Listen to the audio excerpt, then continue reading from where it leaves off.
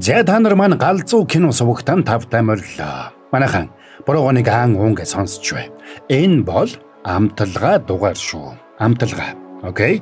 Амталгаа гэдэг нь яг уу гэхээр эхний нэг хэсэг үйл явдлыг та нартай ярьж өгнө. Тэгээд та нар маань үргэлжлүүлээд үзмээр байгаа бол Sky Media болон Go Plus руу ороод үзэх юм шүү. Бити тэгээд одоо үргэлжлүүлээд ярилдаа дутуу ярих юмаа маах юмаа гэд буруугаар загнаад байгаарай. Энд ч одоо амталгаа дугаар гэдгийг та нартай дахиад хэлье. Окей. За тэгээд та нарыг ойлгосон гэж бодоод өнөөдрийн амталгаагаар ярих гэж байгаа киногоо танилцуулъя. Энэ бол 2022 онд гарсан Weak Hero Class гэх энэ галзуу кино байна. Тэгээд олон тавын юм ярьж нурших шаардлагагүй энэ галзуу киног ойлгомжтой Sky Media болон Go Plus-тай хамтран хүргэж байна. Та нар маань тэгээд сабадраг бол саба, атарцсан бол лайк дарахтал тэгэл болоо явж байгаа юм штэ. Ингээд хэдүүлээ энэ галзуу солиотой киног амтлаад үзэцгээе.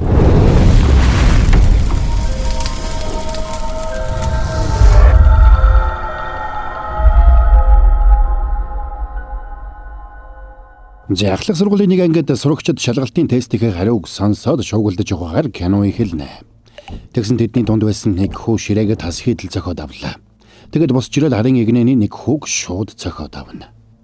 Дүрс солигдоход 13 хоногийн өмнө болсон үйл явдлаар кино үргэлжилнэ. Самбарт 3 сурагч гарчихсан. X-тэй тоо бодож байгаа харагдана. Тэдний нэг болох Шиүн бодлогоо хурдан зөв бодож чадлаа.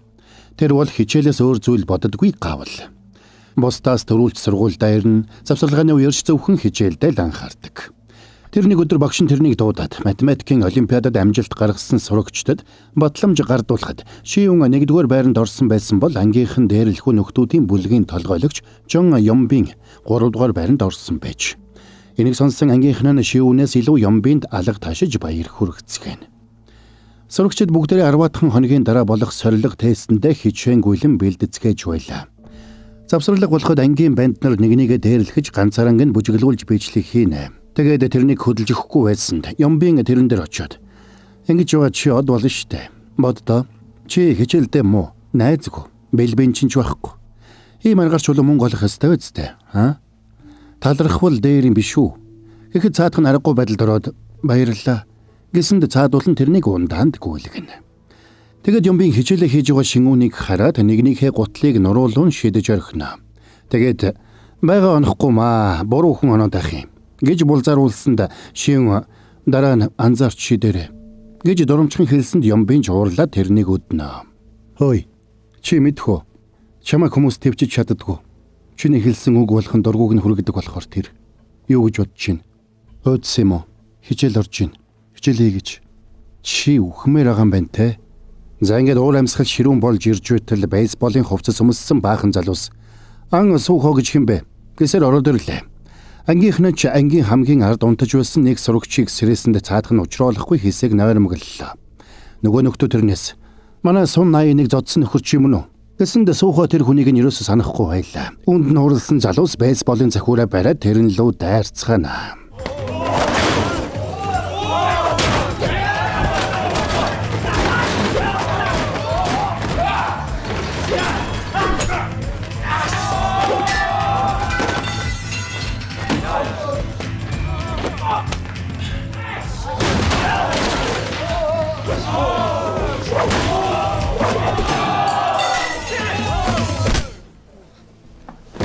Сухо зодооны үеэр Шиүний үзэгнүүдийг газар унгаасандаа уучлалгүйгээд тэрэнд өгсөнд цаадах нь хичээлтэй хахад юун шуугаан дэгдэг байгаа юм бэ гэж дургуцлаа.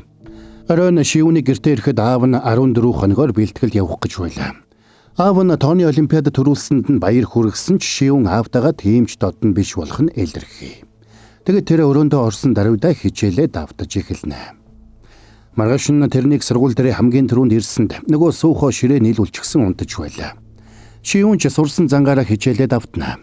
Гэтэл биеийн тамирын хичээл орох болоход хэн нэгэн тэрний биеийн тамирын цамцыг цүнхнээс нь авчихж. Тэднийг ангиараа гүүхэд Сухо бусдаас хол тасархай барианд орж ирээд юу ч болоогүй юм шиг л сууна. Харин Шиүн хамгийн ард арай хин гүйж явна. Тэгсэн ангийнхан нь тэрнийг шоолсонд энэнд дургуутсан Сухо тэдэн л гутлаа шидэд аваад ир гэсэнд цаадхан дуртай дургу авчирч өглөө. Энэ үед муужирч унах шахсан Шиүн арай хин барианд орж ирнэ. Хичээлийн дараа Ямбын болон тэрний найзууд Шивүнийг хашраах талаар ярилцчихээл тэр өөрөө тэдэн дээр ирээд Ямбынд намайг битгий оролдоод байгаарай гэж уурлаа. Тэгсэн энд нэгдүйтсэн Ямбины найз тэрнийг багалзуурдаад хананд шахсанд Шивүн ухаан алдах шахлаа.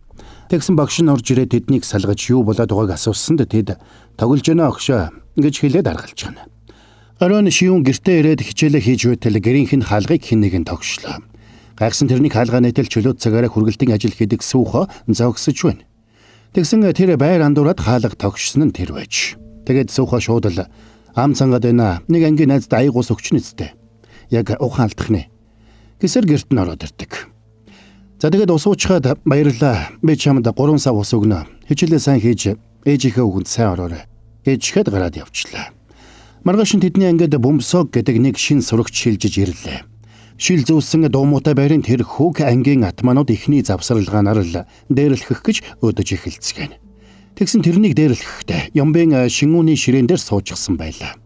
Иннээс болоод Ямбын Шивүн хоёр муудалдсан ч Сүүхо ангийн ардаас та нар ч одоо ойрдоо ямар ч алчаа олчихсан бэ хүн унтуулахгүй гэж уцаарлсанд цаадуул нь холдоод явчлаа.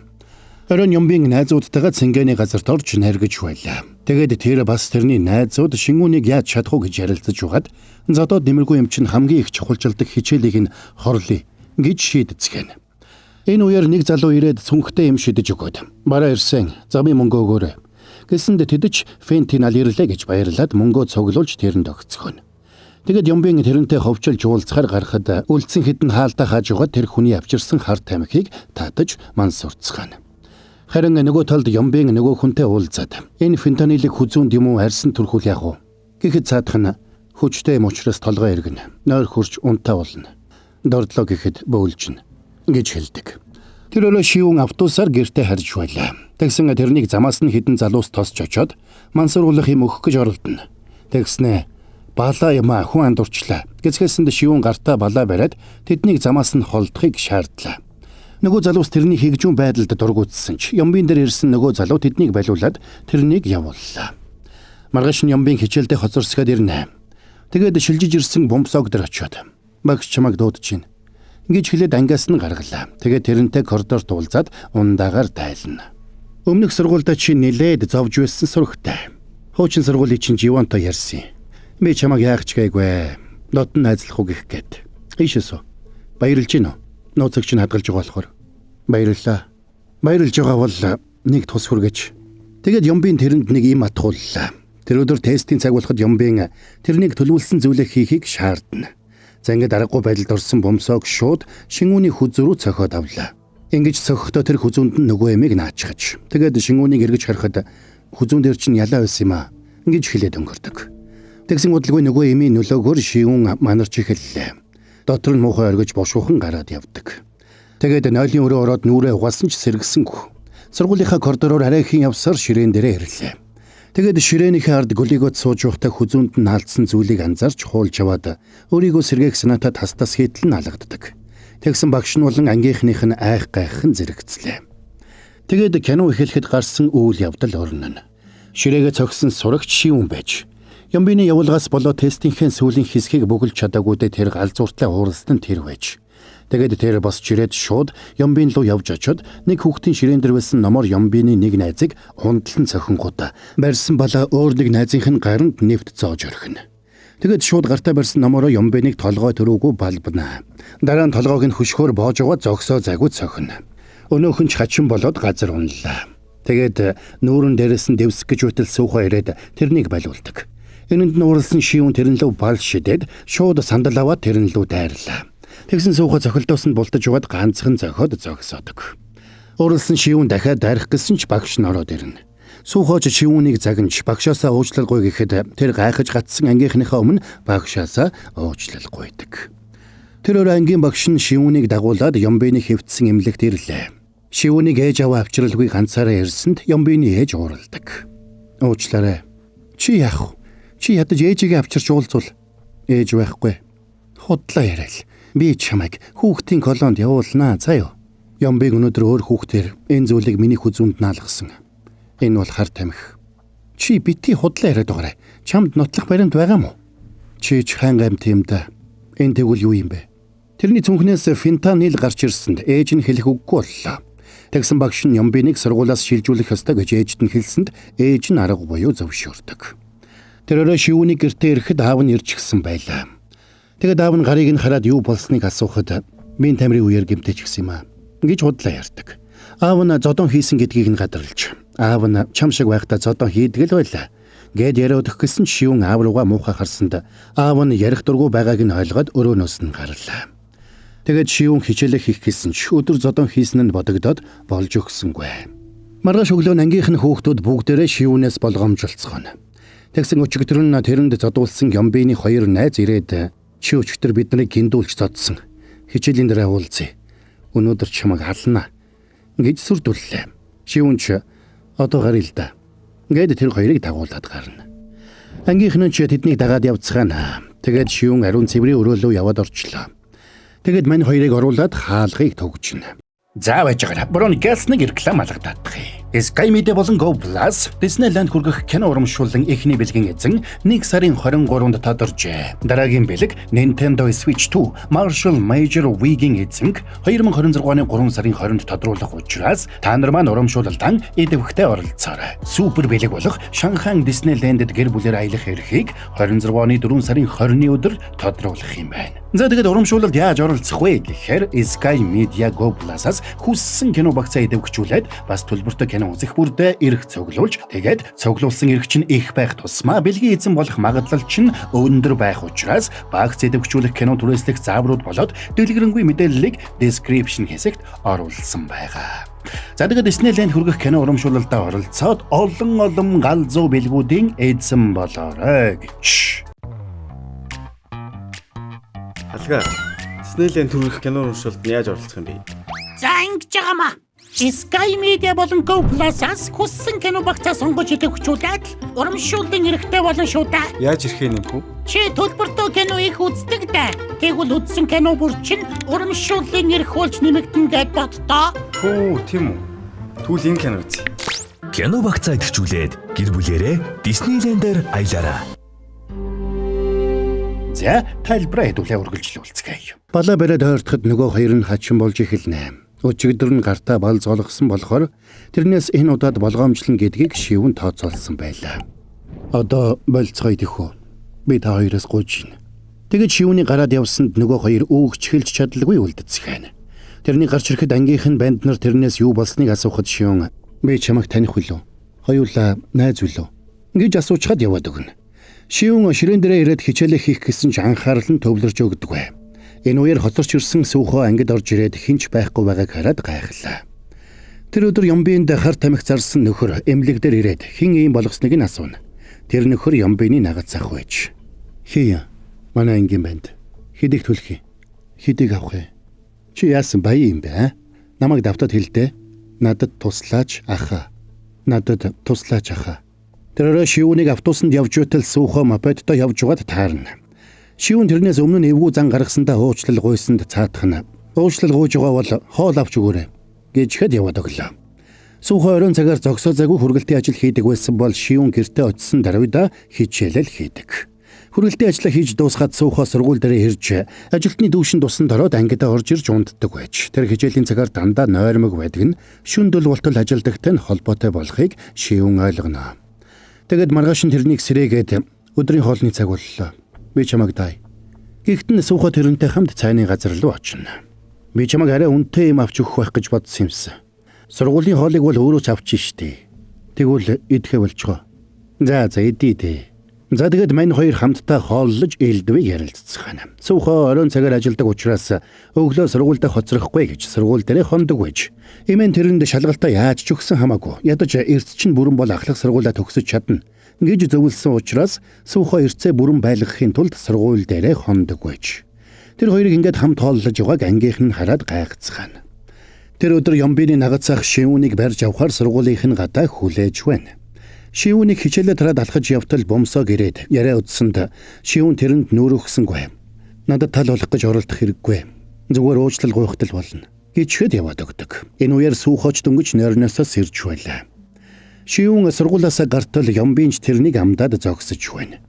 Тэрний нагацах шивүүнийг хараад өмнө нь таарсан сурагч мөн болохыг танилаа. Шиүүн хажуугаар нь гарах гэсэн ч ах нь тэрнийг зогсоогоод. Хувийн асуудал байхгүй шүү. Зүгээр л бизнес. Ингээд тэрнийг алгадаж унгаалаа. Тэгсэн шиүүн юуж болоогүй юм шиг л босоод ирнэ. Тэгээд тэднийг дагаад цаашаа явна. Энийг харсан бомсог бушуухан гүгээд унтаж байсан суухог сэрэж энэ тухай хэлдэг.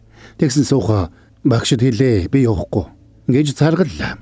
Бомсог би мөнгө өгөө 2 дахин ихийг.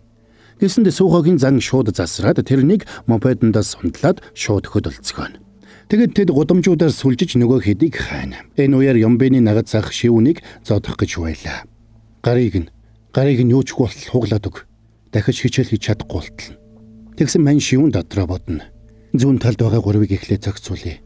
Баруун талд байгаа 2-ыг байдлыг харж угаад болъё. Ямар ч байсан төрүүлж хөдлөх ёстой. За тэгээ шивүн балаа гаргаад хатгах гэсэн ч нөгөө нөхөр тэрний гарыг бариад авлаа. Энийг тооцоолсон мань хүн ч хариу хөдөлнө.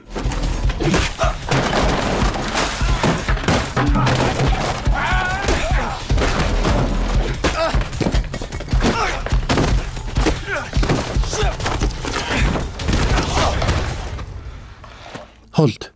Хөөе. Би чамайг дорой амтан гэж буруу тооцоолжээ. Тэр шивүнийг барьж яваа шидэж орхино. Энэ үед Ямбинч зогсоо загуу хөшгөллөө. Тэгэд 2 найзаараа гарыг нь бариулж угаад гарын дээр нь дэвсдэг. Тэгсэн амжиж ирсэн суухаа ирээд Ямбиныг унтал нь хөшгөлөөд шивүнийг татаж босголоо. Одоо болцгоо. За юу. Хөөе. Чи.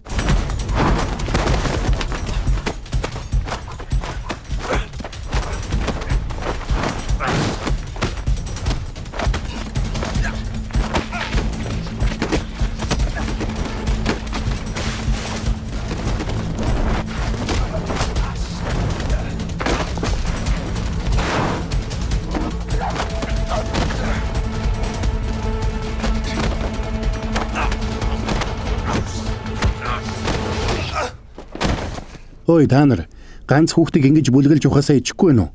Би байсан бол айл хэдий ичээд өгцөн байгаа. Аха, яасан бэ?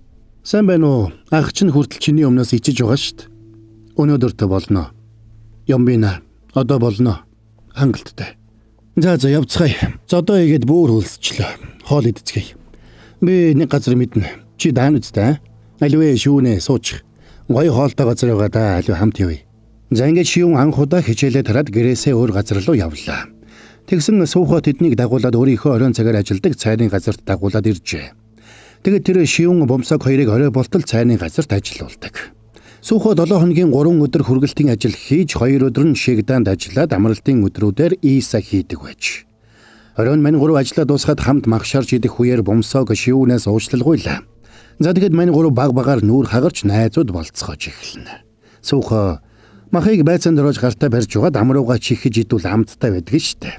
Гэж нөгөө хоёртоо сургана. Тэр орой шиүүн анх удаага хичээлээ давталгүй өнгөрлөө. Гэртээ ирээд ээжийнхээ заасан видео хичээлийг урдын адил нээсэн ч энэ удаад ширээгээд ирлээд бүх гихч нь унтаад өгжээ. Харин суухаа гандан буурахгүй шөнөөр хүргэлтийн ажлаа хийсээр. Энэ үед Ямбины нагад зах босстой загнуулж байна.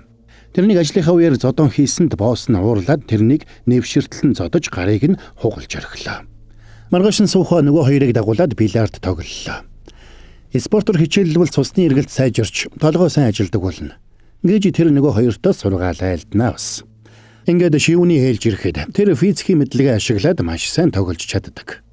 Тэрэнд хожигдсан суухагийн шар хөдөлж тэрнтэй хоолны мөрөөдөө тоглосон ч бас л хожигдлоо. Тэгээд шивүн би явж хичээлээ хийлээ. Гэсэнд нөгөө хоёр нь ч хамт юм олж уухаар явцгаана. Энэ үеэр Ямбины ах хэмлэгт ирлээ. Ямбин ахыгаа хараад гайхаж гар нь яасныг асуухад тэнд байсан өөр нэг залуу чамаас болсон штэ. Ихэд тэр гайхна. Гэрлүүгээ харж явсан шивүн шүхэр авах санаатай дэлгүүр ортол нэг охин тэрнийг лангууны дэргэд сугдаад авлаа.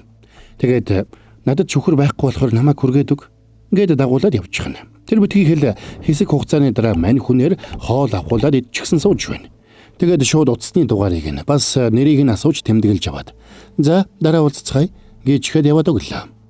Тэр орой Ямбины нагад захыг байрандаа ирэхэд босс нь нэг хөг өмнөөс өгдүүлчихсэн мөнгөө нэхэж байдаг. Босс нь 3 хоногийн хугацаа өгöd мөнгөө өгөхгүй бол ээж аав чинь дуусна гэж мэдэрээ. Гэд явуулдаг. Маргааш нь Ямбин сургууль дээрээсээ хувийн юмнуудаа аваад явах гэж байлаа. Тэр сургуулиасаа шилжих болсон нь энэ. Тэгээд шууд шивүүн дээр ирээд хурдхан уулзах гэсэнд шивүүнч гарлаа. Тэгсэн тэр мань хоёрын өмнө согдоод надад туслаач. Миний өмгөөлөгчтэй уулзаад тэр фентанилыг минийх бишгэд хэлээд өгөөчтэй. Гэж гуйдсан байна. Шиүүн тэрэнд хатуурхах гэсэн ч бомсоог тэрэнд зөөлөн хандцгаая гэж тэрнийг ятгадаг. Тэгээд тэд хамтдаа өмгөөлөгчтэй нуулзахаар явсанд Ямбын тэднийг нэг байрны доод давхарлав дагуулад орчлоо. Тэднийг явсаар машины зогсоолд эртэл тэнд нь баахан залуус хүлээж байдаг. Тэдний дунд наг захих нь толгойлогч байлаа. Тэгээд тэрнийг мань 3 дээр ирэхэд тэдний ард өмнөх өдөр нь өөртөө танилцаад байсан охин зогсож байгааг Шиүүн анзаарна. Согтэй энэ хэд мөн үү? Мо. Та нараас болоод манай Согтэй эмнэлэгт хүргэгдсэн байна. Гэтэл даатгалж байдгүй. Та юу хүсэж байгаа юм бэ? 3 хоногийн дотор 15 сая вон аваад ир. Та юу яридна? Хөөе, энэ чинь юу вэ? Би гарамт чинь хүрээгүй шүү. Чи гарыг нь энд тэнд бас энд тугалсан байна. Бидний гих баримт байгаа мó? Энэ чинь бас юу гинэ? Би энэс бага мөнгөний төлөө хүн алж байсан юм шүү. Ингиж өнгөрөх чинь арай л хөөгтлээгүй шүү. Тэгсэн өнөөх нь худаг гаргаад надад 3 хоногийн дотор 15 саяг авчрахгүй бол би өөрөөр үзэн шүү. Гээд Сүхогийн гарыг зүсчихэд яваад өглөө. Мань 3-ч яхаа мэдхэ болно. Тэгээд тэр цагаас эхлээд нөгөө нөхдүүд мань 3-ын сургуулийн гадаа хүлээж байдаг боллоо. Тэгээд хаашаал явна тэднийг хэд-хэдээрээ дагцгаана. Тэр өрөө гэртээ ирсэн хойно Шиүүн нөгөө охин руу залгаж уулзахар болно. Охиныг Ёнгийг гэнэ. Шиүүн тэрнтэй уулзаад нөгөө боссыг хэн болохыг асуулаа. Жилсүү юу? Бидэнд бас ажил олж өгдөг хүн гэх үү? Яасан? Би ингэж хэлж болохгүй чи болгоомжтой байсан дээр шүү. Тэр мөнгөний төлөө хүн алсан гэдг нь худлаа үг биш шүү. Тэгээд ядаж талыг нь ч болтгоо өгөө. Үгүй гэвэл яах вэ? Тэгвэл чи дуусна. Яг л бид нар шиг.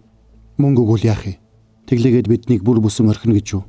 Тэр шөнө бомсоог сэмхэн босоод аавынхаа өрөөнөөс үнэтэй цагийг нь хулгайлаад гарч ирлээ. Маргааш нь мань 3 сургууль дээр уулзахад бомсоог нөгөө хоёртоо би асуудлыг шийднэ. Ингээд цүнхнээс 15 саяыг гаргаад ирдэг. Тэр их мөнгийг ханаас авсныг нь асуухад бомсоог ихэндээ аав ээжээсээ авсан юм а гэж хэлсэн ч нөгөө хоёр нэтгсэнгүй. Аргагүй ихэнд бомсоог аавынхаа цагийг зарчихсан гэдгийг хэлэхэд нөгөө хоёр нь сандраад бушуухан явж буцааж авахыг санууллаа. Энэ үед Шиүүн мэдээ санаа зовоо. Би өөрөө энийг зохицуулна. Гээд утсан дээрээ дарсан зурагнуудаа харуулдаг. Жилсүү гэгч тэр нөхөр ахлах ангийн сурагчдыг уруу татаж тэднэр фентанил заруулдаг байж. Бас бүртгүүлэхэд үнэгүй 50,000 вон өгдөг мөрийтэй тоглоомын сайтыг найзтайгаа хамтраад ажилуулдаг байж. Тэр сайт нь эхэндээ хэдэн удаа ялуулдагч баярлсан тоглогч явцын дунд байгаа бүхнээ алдаж эхэлдэг байна. Тэгээд залуус алдсан мөнгө олохын тулд дахин тоглосоор бүр их мөнгө алдаж жилсүүгээс мөнгө зэлж тоглож эхэлнэ. Улмаар тэд өрөө дарахын тулд янз бүрийн эд зүйлс тэр бүхэл ээжийнхээ машиныг хүртэл авчирч өгдөг байлаа. Бас гэрээсээ зугтаасан хүүхдүүдээр хар тамхи заруулж тэднийг өөрийнхөө төлөө янз бүрээр ашигладаг байж. Шиүүн энийг нөгөө охиноос олж мэдэж хэрвээ тэдний байранд цагдаа аваачиж чадвал тэднийг хар тамхи болоод бусад хулгайн эд зүйлстэй нь хамт байрж болно гэж тэр бодож байлаа. За тэгээд сүүхэ төрүүлж тэдэн дээр очиод байрных нь хаягийг олж мэдээд нөгөө хоёртой хэлэхэр болно. Тэгээд төрүүлээд нөгөө нөхдүүд рүү явж очино. Яасан? Шадар 3 цэрэг бутарцсан уу? Али мөнгө өгөх. Өгнө. Гэхдээ эхлээд эр хүн шиг ярилцъя. Чамд байхгүй мэн тийм үү? Би танд илүү дээр юм санал болгоё. Аха. Би энэ сургуулийн атман. Тийм учраас танд тус болж чадна. Таны ажилуулдаг мөрийтэй тоглоомын сайтыг их мөнгө олдог гэж сонссон. Тэгээд сухад тэрэнд анх бүртгүүлж байгаа хүнд нэг удаа 50к биш. Дээд тал нь 3 удаа 50к өгдөг болгох санал тавьдаг. Тэгээд найзгаа бүртгүүлэх юм бол нэмэлт 50к бонус өгдөг болгочвол удахгүй ахлах сургууль бүхэлдээ тэр сайтад бүртгүүлнэ. Гэж сухаг хэлсэнд жилсүүч санал нийлнэ. Тэгээд обстер чинь очиод кофе унгаа ярилцъя. Гэсэнд жилсүүч тэрнийг машиндаа суулгаад аваад явдаг. Энэ үеэр ард үлдсэн Ёнги дээр Шиүүн ирээд тэдний офисынх нь хаягийг хэлж өглөө. Шиүүн хаягийг сүүхаа руу явуулаад энэ хаяг зөв бол хариу бичээрэй гэж хэлнэ. Тэгсэн бомсоог такси бариад сүүхагийн араас яваад өглөө. Зүгээр л хүссэн мөнгийг нь өгөхөд болох байтал сүүхааг эрсдэлд оруулах шаардлагагүй гэж тэр бодож байлаа. Энэ үеэр жилсүү нэг хаусны гадаа ирээд түр зогссонд сүүхаа смарт цагныхаа рекордыг асаагаад ямар гоё байшин бэ? Цэнхэр хаалгатан байна. Гээд хаягийг нь хэлж мессежээр шингүүн рүү явууллаа. Тэгсэн байшинд орсон даруйда жилсүү тэрнээс утсыг нь нэхнэ. Утсаа надад өгчихгүй юу? Яасан гэж? Найдвартай болгох үүднээс. Би хувийн мэдээлэл хүнд өгөх дургүй хүн л дээ. Тиймээс хоёулаа хамтрагч болох боломжгүй юм байна. Тэгвэл надад өөр сонголт алга да. Гэж эхлэхдээ зэрэгцээд хажууд нь зогсчихулсан залуу суухог бейсболын цохиураар цохиж унгасанд жилсүүч тэрнийг бейсболын цохиураар балбаж гарна. Тэгээд утаснаас нь найзууд нь цагдаа дагуулад ирж байгааг олж мэдээд галзууртлаа ууралж бошуухан тэндээс зугтахаар шийдлээ. Энэ үеэр бомсоог таксита тэр байшингийн гадаа ирж байлаа. Тэгээд хаалгыг нь балбасанд жилсүү хайсан байдалтай хаалга онгойлгосонд туслах нь ухаан алдсан сүүхог үүрсэн байлаа.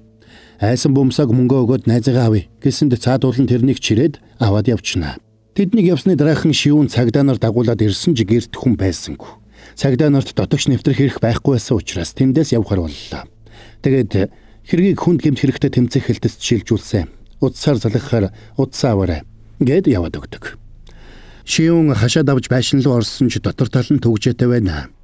Тиймээс тэр цонхыг нь хагалж хаалгыг онгойлгоод дотогш орлоо. Тэгэд шалнаас цусны мөр олоод суухаар руу залгасан ч утсаа авдаггүй. Шивүүн цаад руу орж сейф нь онгорхоо байгааг хараад цаадуулан мэдээд хоёр найзыг нь аваад явсан болохыг ойлгосноор кино маань конец фильм.